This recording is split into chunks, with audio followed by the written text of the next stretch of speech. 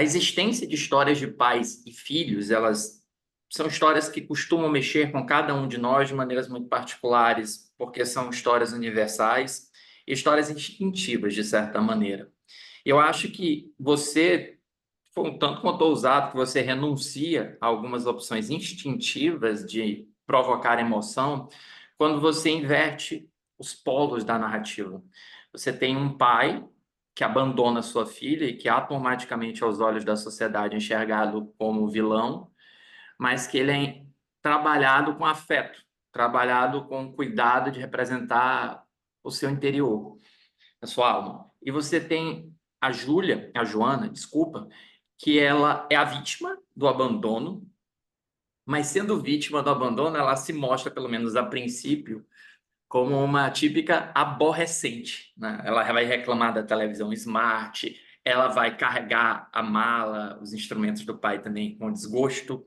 Eu queria que tu trabalhasse, para a gente começar a falar nessa entrevista, como foi trabalhar nessa linha tênue, nessa ambiguidade que você construiu entre esses dois personagens. Nem para não passar o pano para o pai, mas ao mesmo tempo tentar encontrá-lo, tentar reconhecê-lo, e com a Liz também. Massa.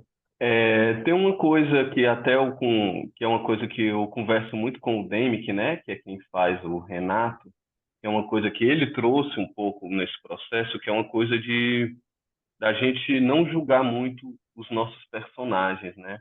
Ele fala muito, e talvez quando for conversar com você, fala que ele não julga os personagens dele, assim, que ele vai atuar. Então eu acho que o filme nasce um pouco disso, assim, de não estar julgando muito os personagens, de deixar o espectador ver aquela história e tirar suas conclusões, né? E aí tem essa inversão dessa paternidade tardia, né? De um pai que está aprendendo o que é ser pai, com uma filha já adolescente, né?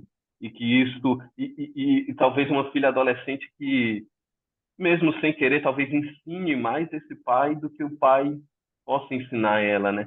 Talvez ele tenha mais a aprender com ela do que ela com ele, né? E um movimento que eu acho muito forte da personagem da Joana, né? Que é essa personagem mesmo abandonada pelo pai, mesmo tendo um pai distante, mas é ela que faz esse movimento de ir atrás do pai. E aí é uma questão muito delicada, né? Essa questão da alienação parental, né? Do abandono que, que muitos pais fazem com seus filhos, né? É uma questão muito delicada, muito séria, né? Que prejudica muito as mulheres, as mães, né? Que acabam tendo que criar seus filhos, suas filhas sozinhos, né?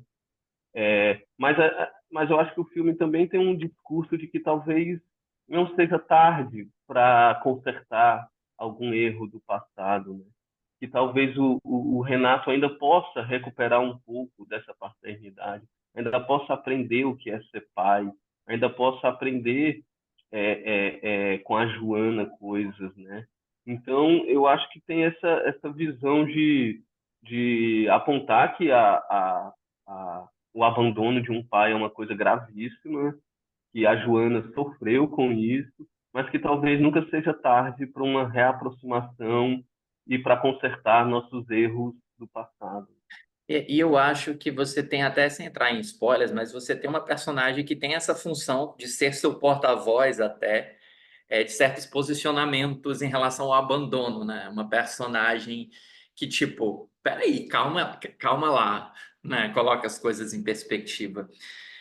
E isso, claro, né? Esse texto que você está trazendo, um texto que foi inspirado com uma personagem que foi inspirada no... O Paulo é o teu primo, né? O Paulo Diógenes, que foi inspirado na Raimundinha, que é uma personagem célebre do humor cearense, ou uma personagem célebre do humor cearense, mas você costura esse conteúdo com uma austeridade formal, vamos denominar assim, né? Você tem a valorização de atores e texto. Eu vejo que você mantém muito a câmera muito próxima daquele mundo, né? Você recorta muito aquele mundo, você deixa os personagens muito juntos ou sozinhos, mas em mundos bem apertados, bem confinados.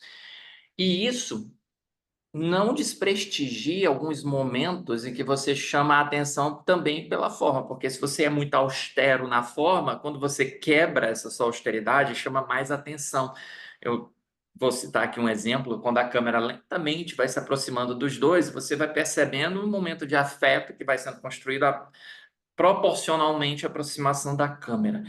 E aí, eu não sei, referência é uma coisa que sempre me pega. Isso me lembrou na hora Marte 1 do Gabriel Martins. Porque Marte 1 também é um filme austero, é um filme que privilegia muito seus atores e seu texto, com opções formais muito discretas, mas que são muito evocativas, justamente porque elas quebram. E aí tem uma frase no filme que é uma frase que foi instintivamente para Marte 1, que foi: a gente dá um jeito. Isso lembra a figura do pai da família dos Martins, no Marte 1. E você tem uma personagem no filme que vai falar isso: a gente dá um jeito, que é muito a cara da família brasileira. A família que ama, que não tem dinheiro, que às vezes não tem condições, mas dá um jeito. Independentemente se foi intencional ou acidental a referência, mas eu queria que a gente conversasse mais sobre a tua concepção formal do filme, né? Como foi você idealizar imageticamente a Filha do Palhaço? Ah, que massa tu fazer esse paralelo com o Marte 1, assim. Acho que o Marte 1 é um filmaço, né? O Gabito é um grande amigo. Não foi uma referência, vamos dizer assim, nítida, porque quando eu fiz o filme, eu não tinha visto Marte 1 ainda, né? Mas é uma coincidência muito grande, né? Ter a mesma frase dita em contextos mais ou menos até parecidos, né? Isso é muito legal. E isso, filmes sobre a possibilidade de família, né? Sobre relações familiares. Então, acho que são filmes que se encontram em algum lugar. E aí, sobre as questões, sobre as escolhas, né, estéticas, eu acredito muito numa criação coletiva. Então, todas essas escolhas não são apenas minhas, né? São escolhas decididas junto com a equipe, junto com o diretor de fotografia, direção de arte, figurino, os próprios ensaios com os atores apontam coisas, né? Mas tinha muito uma vontade de deixar a gente entrar naquela história no ritmo que ela vai acontecendo. Assim. Começa com um encontro ainda meio errado ali, a menina ainda muito tímida, eles sem saber como lidar um com o outro, né? Então eu acho que o filme aposta um pouco também nessa frieza no começo das relações, para ir aos poucos entrando mais no universo dos dois, assim, nos sentimentos dos dois. Mas a nossa vontade era muito, a gente sabia que o filme era muito focado nos personagens, nos seus sentimentos, e que ao mesmo tempo nem tudo estava sendo dito. Às vezes tem coisas que estão ali muito dadas no olhar, num gesto, numa aproximação. Então era a vontade de estar perto dos atores, estar perto do que está acontecendo, mas ao mesmo tempo respeitando o sentimento deles. Assim. Então, e aí isso acontece muito quando a gente vai nos ensaios, na preparação. E aí eu comecei a me apaixonar muito pelos personagens, pelos atores, pelo trabalho dos atores. E às vezes as escolhas vêm muito disso, assim, de deixar os dois atores, os dois personagens fluírem dentro daquele enquadramento, dentro daquele recorte, sem interferir muito, sem apostar muito na intervenção de um plano e contraplano. Alguns dos diálogos mais importantes do filme são feitos sem corte, num único plano. E isso eu acho que foi muito uma vontade de deixar esses atores e atrizes e a gente trabalhou muito, então estavam muito dentro do personagem, deixar eles de certa forma livres dentro desse enquadramento, desse recorte, para deixar as emoções e as sensações fluírem.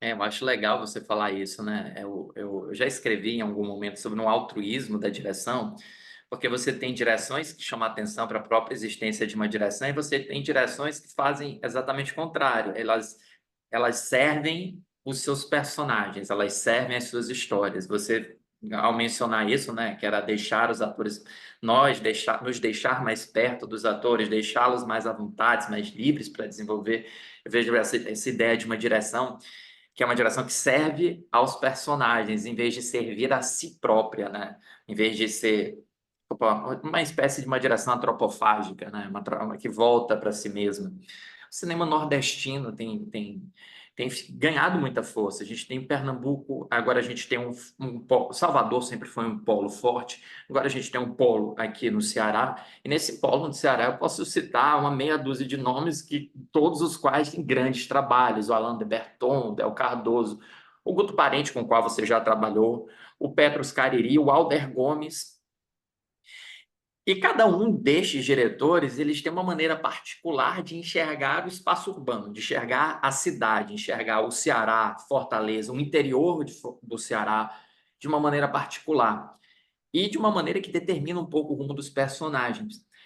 E como é que tu pensas Fortaleza, que, pelo que eu conheço da tua obra, Fortaleza é o teu locus dentro do teu cinema, como é que tu pensa Fortaleza como uma personagem dentro da tua obra?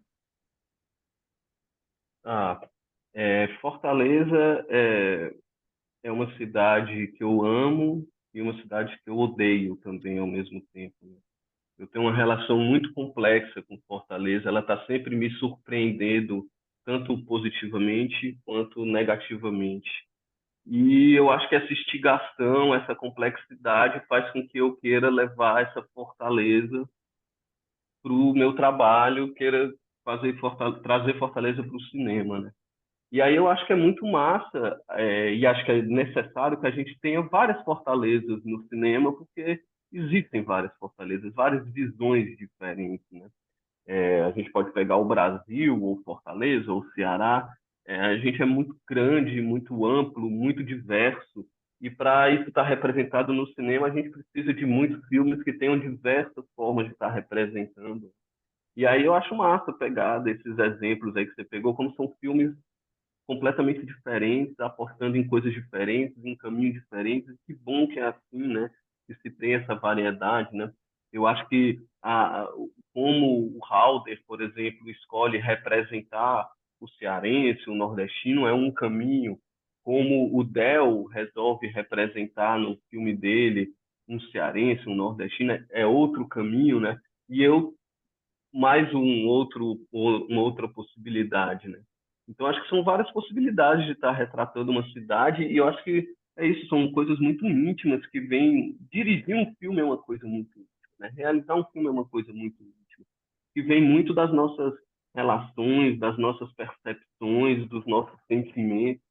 E aí é massa que cada filme seja um filme, que cada personagem desses esteja representando coisas, e que aí a gente, como espectador, pode se ver na tela, pode refletir sobre o que a gente está vendo, a gente pode se ouvir do nosso jeito, nossa voz, nosso destaque.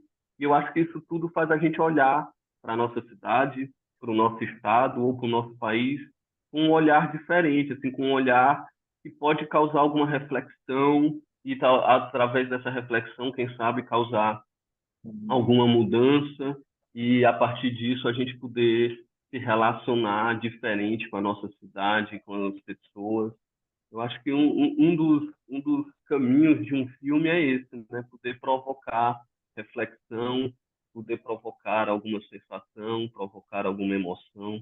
E aí é muito massa que a gente tem agora no cinema cearense, que não é agora, é uma construção já de muitos anos, que tem a ver com muita coisa, né? No cinema nada é muito por acaso, assim, tudo depende muito de investimento, de formação, de encontros, e eu acho que o cinema cearense agora está vivendo um momento muito rico, né?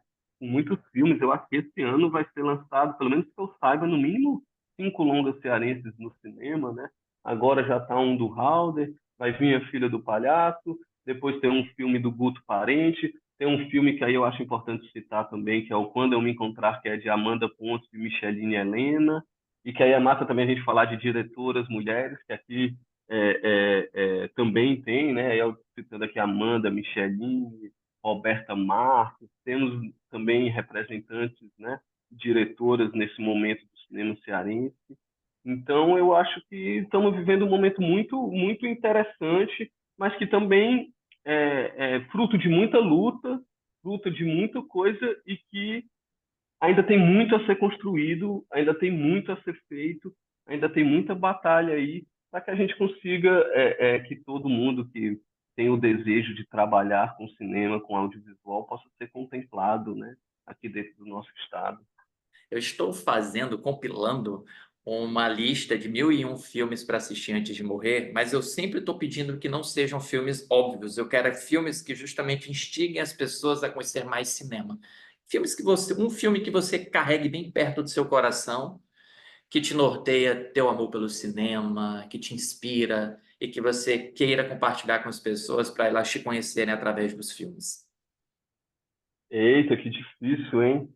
Eu sou muito apaixonado por cinema, né? Passei minha vida toda vendo muito filme, continuo me esforçando muito para ver cada vez mais filmes, sou muito tocado por todos os filmes. E aí, você pensando assim, eu lembro logo assim dos primeiros filmes brasileiros que eu vi que me instigaram a pensar assim, então é possível fazer cinema no Brasil e é possível fazer cinema no Brasil de uma maneira diferente, fazer cinema brasileiro que não tem a ver com o cinema americano que eu via ou com o cinema europeu que eu via, né? E aí foi logo duas escolas, né? Foi o cinema novo e o cinema marginal que apareceu assim para mim quando eu era jovem, que me despertou assim, caramba, então é possível ter um cinema forte, político, inventivo no Brasil aqui tão próximo, né? E aí eu vou citar um filme que foi muito importante para mim, que é A Mulher de Todo, do Rogério Zanzella, que quando eu vi foi um choque para mim. Vou citar também Idade da Terra, do Glauber Rocha, e também é um filme maravilhoso e que ainda esses dias eu revi e eu acho que todo mundo devia ver esse filme pelo menos uma vez por mês para poder ter uma injeção de criatividade, de inventividade, de brasilidade, disso tudo. E aí eu vou citar também um filme cearense, que foi um dos primeiros filmes cearenses que eu vi também e que me despertou, caramba, tem aqui perto. E que é um filme que o nome é Sábado à Noite, do Ivo Lopes Araújo, que é um cara que quando eu vi o filme eu nem tinha proximidade e tal, depois virou muito meu amigo, fomos companheiros de coletivo, do alumbramento, trabalhamos juntos. Mas quando eu vi o filme eu não tinha essa proximidade com ninguém, não fazia parte do alumbramento e que para mim foi também assim um choque, uma pedrada ver esse filme, o Sábado à Noite. Então aqui estou citando alguns que foram filmes que me instigaram, que me aproximaram do fazer cinema. E que bom que te instigaram a fazer cinema e que você continue a fazer mais cinema. Parabéns para a filha do palhaço. Demick, um arquétipo que é muito recorrente na arte é o arquétipo do palhaço triste. O palhaço triste é um personagem que alegra, talvez porque ele entende a importância da alegria, porque ele em si é uma pessoa triste, ou ele em si carrega feridas e ele entende muito a importância de fazer sorrir. Para a gente começar, como é que tu pensaste o dueto, se é que eu posso utilizar esse termo, Renato e Silvanelli, né, que é uma inspiração na Raimundinha, para oferecer ou para trazer originalidade a esse arquétipo clássico? O que é que tu pensou? Pô, como é que eu vou dar o meu toque de Demick para trabalhar essa ideia do palhaço triste? Muito bem, Márcio. Eu vi o tamanho do desafio que ia ser isso quando eu li o roteiro, né? Assim, o Pedrinho disse que escreveu esse roteiro pensando em mim para fazer esse personagem, né? A gente tem uma parceria já assim, bastante antiga. E ele disse, ó, bicho, tem um roteiro, esse roteiro tem mais de 10 anos, né? Acho que agora já deve estar tipo com 12, assim, né? Depois do circuito de festival e tal.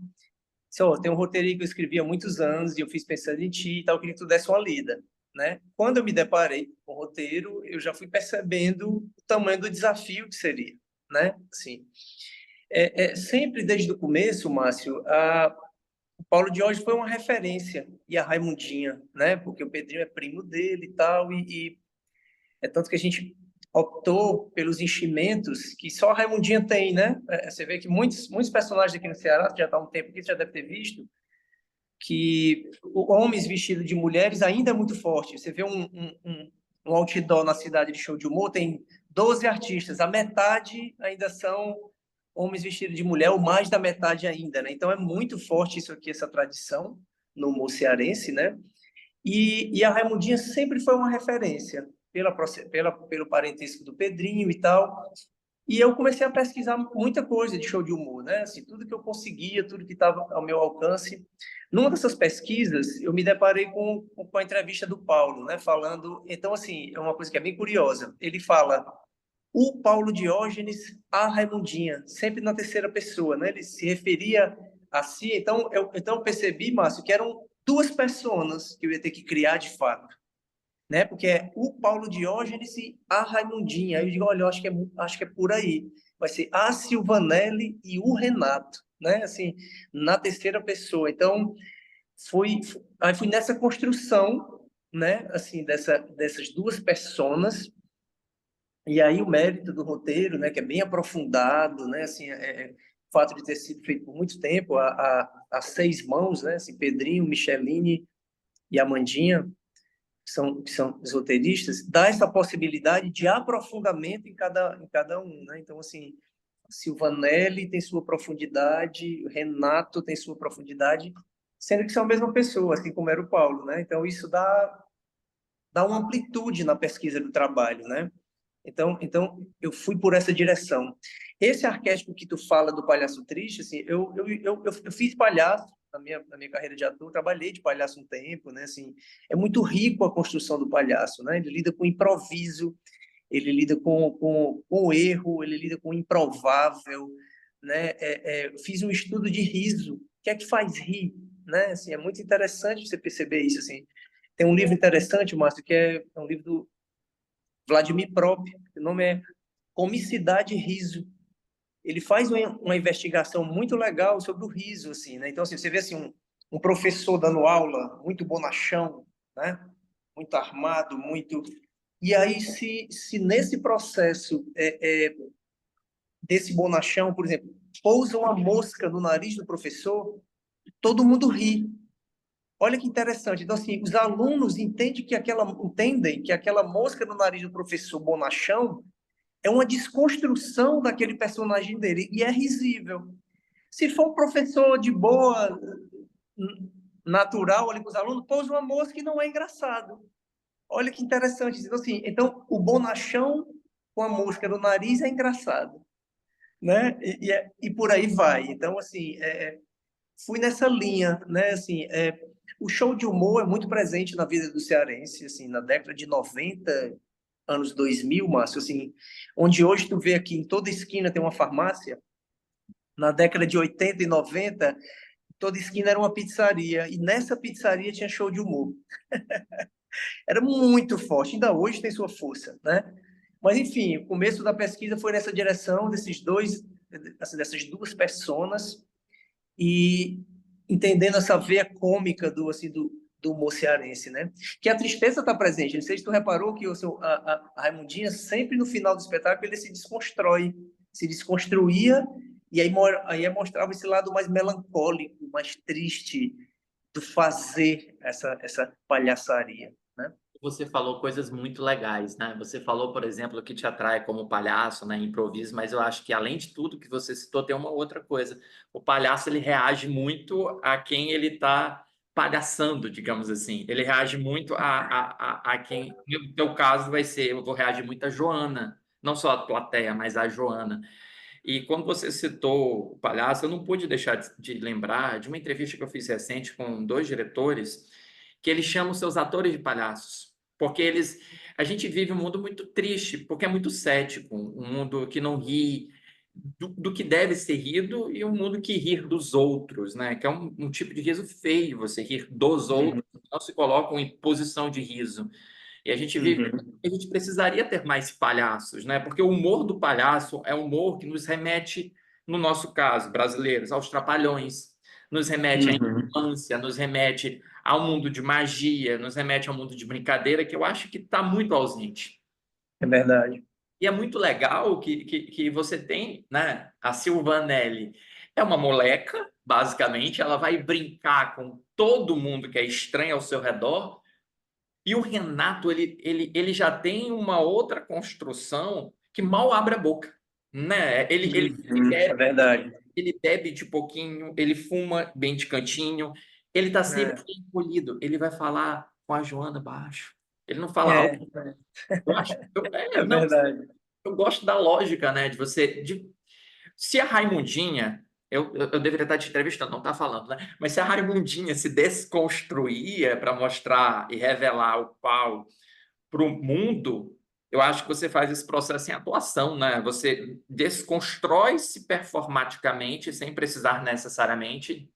Você vai eventualmente acontecer, mas sem precisar fazê-lo. Queria saber como é que foi trabalhar isso, né? Essa ambivalência emocional dentro de um personagem que nós podemos concordar que fez uma coisa muito errada na sua vida, Claro, claro. mas que ainda assim a gente tem um afeto.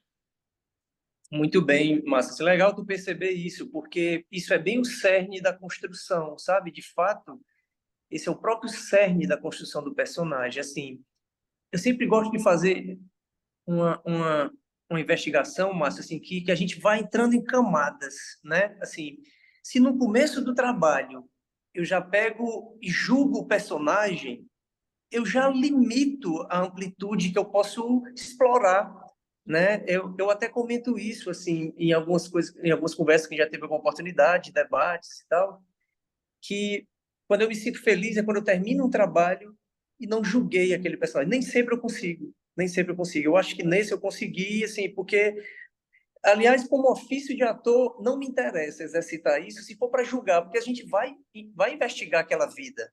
Se eu for fazer um mecânico, eu vou estudar a vida de um mecânico, assim, um cidadão comum, o cotidiano dele, a vida, a família. Se for para eu perceber esse ser social, para julgá-lo, eu acho que eu ia para outra profissão, assim, né? Porque a gente faz isso, a gente vai investigar essa vida ao máximo. Tudo que a gente conseguir, a gente vai fazer, né? Para adentrar nessa vida, né?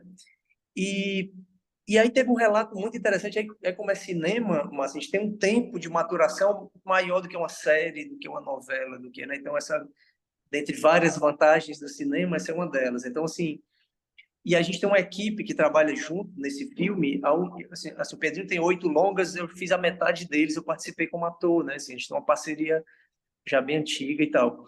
Então, essa equipe acaba gravitando sempre ali no entorno. Então, parte dessa equipe se repete e, consequentemente, eles têm uma amizade, uma confiança e usa isso a favor do filme.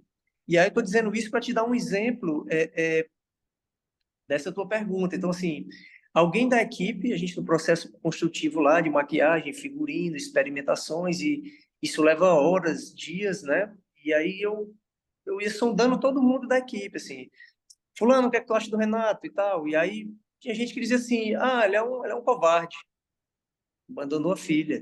Outro é um sacana e tal.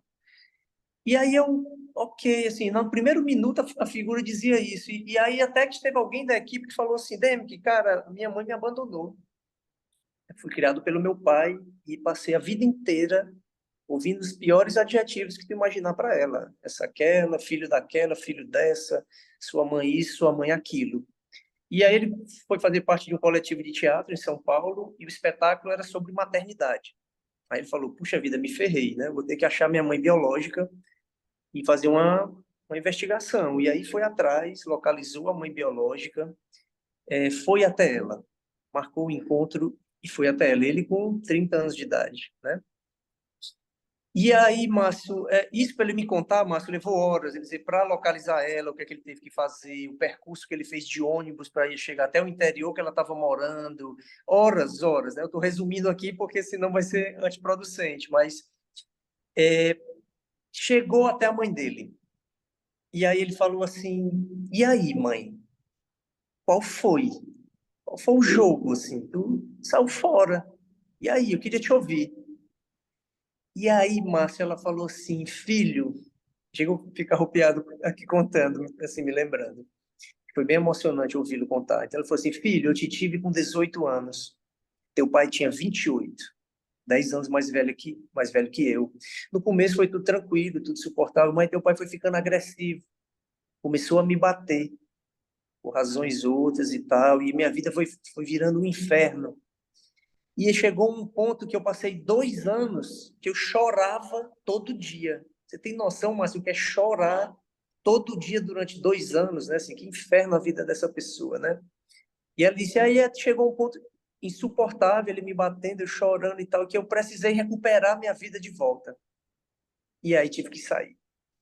Quando essa figura contou, não vou falar o nome para não expor, né? Que é a vida íntima de um colega e tal, que é alguém da equipe, né? E quando ele terminou essa história longa, que ele passou assim, muito tempo para me dizer, eu perguntei, e aí? Depois disso, como é que tu vê tua mãe? Aí ele falou assim, cara, eu acho que ela foi muito corajosa. Olha só, Márcio, assim, em que circunstância, numa investigação dessa de trabalho, a palavra coragem aparece? Se você não der tempo, não for investigando camadas, possibilidades, caminhos possíveis. O ser humano é muito adverso, né? Agora, então, assim, isso eu estou falando porque você foi bem nesse cerne, para você ver a amplitude que é o personagem. Então, esses adjetivos rasos, rápidos, já estão dados, apostos. Assim, um pai ou uma mãe que abandona um filho, cabe todos esses adjetivos, sim, né? Isso já está dado. Isso é o lugar que a gente vai logo de imediato. Mas me interessa esse. Aí daí você falou assim, vai quase uma ambiguidade. Então, assim, mas claro que a gente não, por isso a gente não podia fazer esse cara um herói, porque não é mesmo. Quem abandona o filho, e na circunstância do Renato, que não foi essa, né? É tudo menos herói. Então, assim, a gente tinha todo esse cuidado dele não ficar de bom mocinho na história. E daí tem quando ele chama ela de responsável, ela fala, e de responsabilidade você entende bem, né? E aí, quando a Cristina chega, a mãe que manda real para ele, né? Aquela cena dele no hospital é para evidenciar que ele não sabe nada dela, né? Assim, qual é o plano de saúde dela? Ela é alérgica a alguma coisa? Ela está tomando algum remédio? O que é que ela come? Ele não sabe nada da filha, né? Aquela cena deixa isso, que ele fica arrasado e a atendente olha para a cara dele assim, você não sabe nada dessa moça, né? Assim, então, e quando a mãe chega, que aí sim, né? Quando o pessoal fala, a mãe que cuida só é uma heroína. É porque é mesmo, porque um casal cuidando, Márcio, já é muito difícil de um filho. Imagina um só, né? Tem aquele ditado africano, né? Que fala assim, precisa-se de uma aldeia inteira para educar uma pessoa, né? A gente precisaria, na verdade, da aldeia inteira para educar alguém. Imagina só uma mãe cuidar disso, né? Então, assim, é uma loucura a vida de alguém assim. Então, o filme levanta esse debate sobre essa paternidade tardia, o que é educar alguém, essa responsabilidade que é cuidar do outro, né? Que são assuntos muito comuns para mim, o Pedrinho, que a gente foi pais na mesma época, assim, eu tenho 2 meninas, ele tem um casal, as idades são parecidas, minha filha mais velha faz 10 anos agora em junho, e a mais nova faz 5, muito parecida com a idade dos filhos do Pedrinho. Então a gente dividiu essas aflições, medos, ansiedades, né? Que todo mundo passa, assim, que a vida muda completamente a partir de então, né? Assim, E você estava numa posição vantajosa de julgamento, né? Já que, como pai, você sabe o que não deveria ter sido feito, que é abandonar, né? exato. E aí tive um pai ausente também na minha vida, sabe? Assim, tem um pai, tem uma mãe e tal, mas meu pai foi bem ausente, bem Você, ausente. Então, sei o quanto faz falta. e você citando também lembra que o Renato também teve um pai ausente por outros motivos, né? Que é trazido. Ele comenta, o pai meio que se afastou e tal, que isso tem um pouco a ver com a história da Raimundinha também, do Paulo Diógenes, que ele, assim, ele, homem vestido de mulher, ele começou em 80, década de 80, pós-ditadura ali. Ainda era muito difícil, e o pai dele era um político, um deputado, se eu não me engano. Você imagina, olha o filho Fazendo do um drag, deputado, né? Fazendo um drag, né? Para fazer um. imagina olha o filho do deputado fulano, montado de mulher, fazendo uma drag e tal. Então, assim, você imagina o que ele enfrentou, né? Ele me contou essa história depois, assim, que foi muito interessante. E eu quero que você Claro. diga um filme que está muito perto do teu coração, e um filme através do qual as pessoas vão saber o quanto você ama de cinema também, ou como você enxerga essa arte. Então, assim, mas filme mais atual, filme antigo, Você está livre, você está livre, livre. para Ah, pensar. então se fosse assim, o que marcou muita alma, cara, é Asas do Desejo, Wim Wenders. É um filme que me marcou muita alma. Pô, essa Bem antigo, bem antigo, mas ótima. você disse que estou livre, eu usei dessa liberdade para falar o primeiro que eu lembrei, que me marcou muito.